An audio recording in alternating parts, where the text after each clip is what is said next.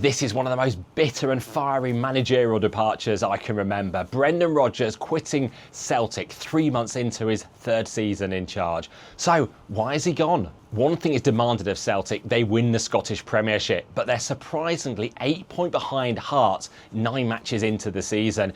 And Rodgers has been complaining about the transfer activity or lack of it, and indeed concerns about his lack of new contract extension.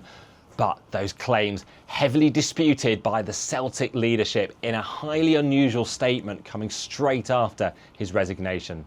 From the majority shareholder, Dermot Desmond, there was none of the usual "you'll always be welcome back at Celtic." Instead, he said that Rodgers had contributed to a toxic atmosphere around the club with divisive, misleading and self-serving statements. He said that Rodgers' claim there wasn't talk about a new contract was just simply untrue. And Rodgers' complaints about not being involved in the transfer activity was false. Rodgers had said he'd been handed the keys to a Honda Civic and told to drive it like a Ferrari, complaining about the lack of talent coming through.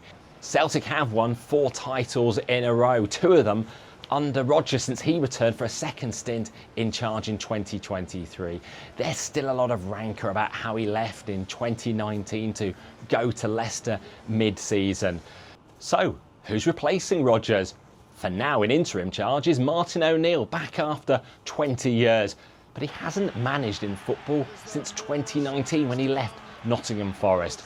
Perhaps the long-term options could see a return of Ange Postecoglou, who left in 2023 after such title success. The priority now for the Celtic leadership is trying to restore harmony during what has been an unprecedented season of upheaval at both Glasgow clubs, with Rangers also already changing their manager.